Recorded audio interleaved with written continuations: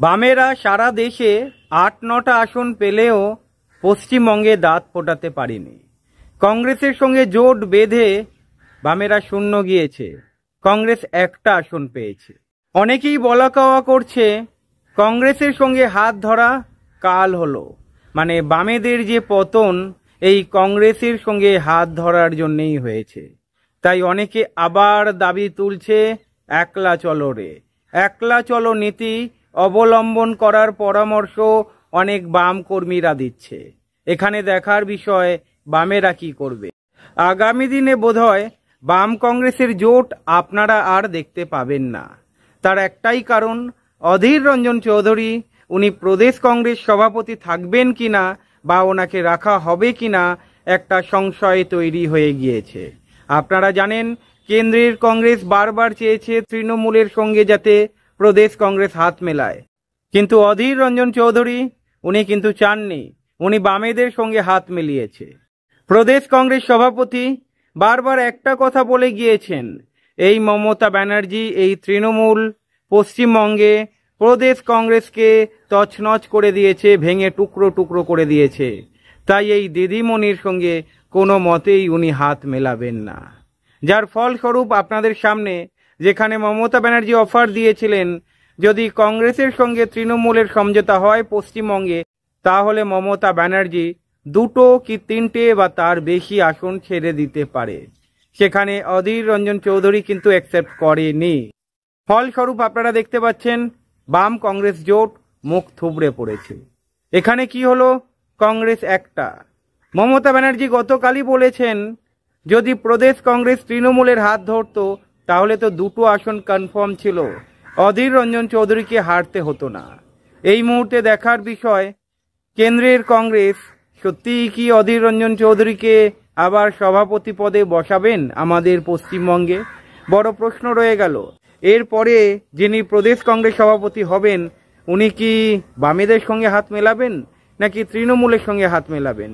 আমরা দেখে এসেছি বারবার কেন্দ্রের কংগ্রেস কিন্তু তৃণমূলের সঙ্গে সমঝোতা করে চলতে চায়। আমরা দেখেছিলাম অধীর রঞ্জন চৌধুরীর কেন্দ্রেও রাহুল গান্ধী বা কেন্দ্রের থেকে কোনো নেতা আসেনি, এখানে অধীর রঞ্জন চৌধুরীকে একাই ক্যাম্পেইন করতে হয়েছে, একাই ঘুরতে হয়েছে। সেখানে একটা আন্দাজ পাওয়া গিয়েছিল কিছু একটা চলছে। যাই হোক, এই রেজাল্টের পরে স্পষ্ট হয়ে গিয়েছে অধীর রঞ্জন চৌধুরীকে খুব তাড়াতাড়ি প্রদেশ কংগ্রেস সভাপতি থেকে সরিয়ে দেওয়া হতে পারে, এমনকি অধীর রঞ্জন চৌধুরীকে কোণ ঠাসা করা হতে পারে। ওনার কি রাজনৈতিক কেরিয়ার শেষ হয়ে গেল? আগামী দিনে কি বাম কংগ্রেসের আবার জোট দেখা যাবে? 2026 লক্ষ্যমাত্রা নিয়ে যেই বাম কংগ্রেস রেডি হচ্ছিল সেখানে কিন্তু বড় ধরনের হোঁচট খেয়েছে, আর এই হোঁচট থেকে বেঁচে ফিরে আসা মনে হয় আর সম্ভব হবে না, কারণ হয়তো আগামী দিনে আপনারা আর বাম কংগ্রেসের জোট দেখবেন না। এবারে হয়তো অধীর রঞ্জন চৌধুরীকে মমতা ব্যানার্জির বিরোধিতা করার বড় খেসারত দিতে হতে পারে। বন্ধুরা, নতুন যিনি সভাপতি হবেন উনি বামেদের সঙ্গে কি সম্পর্ক রাখবেন নাকি তৃণমূলের সঙ্গে সম্পর্ক রাখবেন? আপনারা দেখেছেন এই যে বাম কংগ্রেসের জোট হলো, এখানে কিন্তু অনেক প্রদেশ কংগ্রেসী নেতা চাননি যে বামেদের হাত ধরুক।